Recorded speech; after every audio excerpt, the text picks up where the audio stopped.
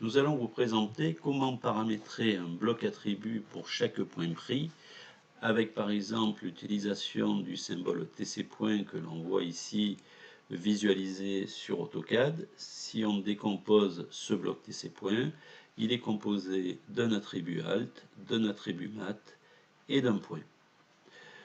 Nous allons passer maintenant sur TopoCalc et nous allons essayer de paramétrer ce bloc attribut pour tous les objets qui sont dans le thème chauffage urbain en utilisant la codification recollement. Quand on regarde la fiche de configuration d'un de ces objets, on va dans l'onglet Viser et on va dire je veux que pour cet attribut, pour cet objet, on génère un attribut. On a la liste de tous les blocs qui sont chargés dans la codification et on va les choisir, notre bloc TC-point qu'on vient d'examiner sur AutoCAD. On va pouvoir alors choisir dans quelle couche on veut l'insérer, ce qui permet de paramétrer la couche par thème en fait. Donc là, on va lui dire par exemple que je suis dans le chauffage urbain où on a créé un calque qui s'appelle réseau chauffage urbain. Point.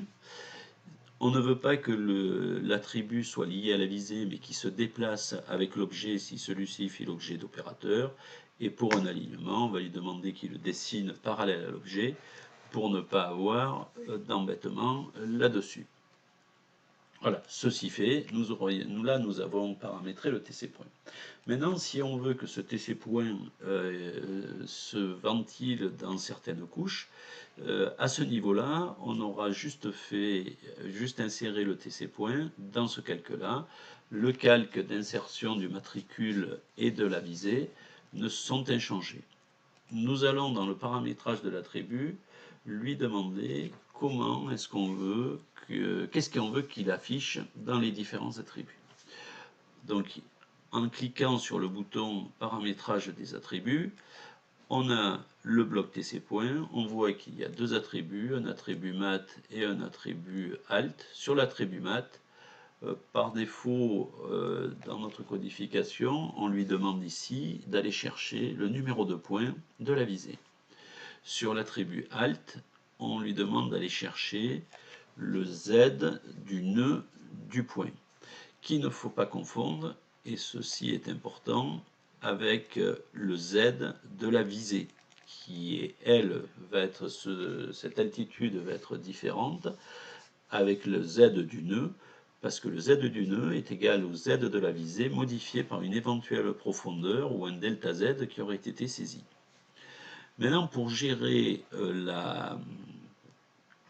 le positionnement de cet attribut, on va pouvoir lui affecter un style. Ici, on est sur l'altitude, donc on a créé un style qui s'appelle CU altitude. Si on veut visualiser ce qui est un style, on peut cliquer sur créer un style pour en fait en créer un nouveau, ou pour valider que le contenu de ce style va être défini par un calque. Donc là on dit si on lui affecte ce style CU altitude, il sera dans R CU altitude comme calque, il aura la couleur du calque, il sera dessiné avec la police Arial et il aura une hauteur de 2 mm papier. Voilà. Si cette configuration nous convient, avec le bouton généraliser, on va pouvoir le généraliser alors soit à tout le carnet, ce qui n'est pas notre cas, on va vouloir le généraliser à tous les objets qui sont dans le thème chauffage urbain. En faisant OK, je viens de généraliser tous les paramétrages de l'attribut alt de tous les TC points pour ce thème-là.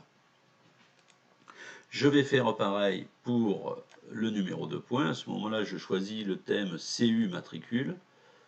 Je le généralise. Encore une fois, qu'au thème chauffage urbain. Je fais OK, OK. Voilà, je viens de paramétrer le TC point sur les codes du chauffage urbain. Ce qui veut dire que si je régénère, je vois mon TC point qui apparaît. On voit bien que les calques sont différents du TC point courant.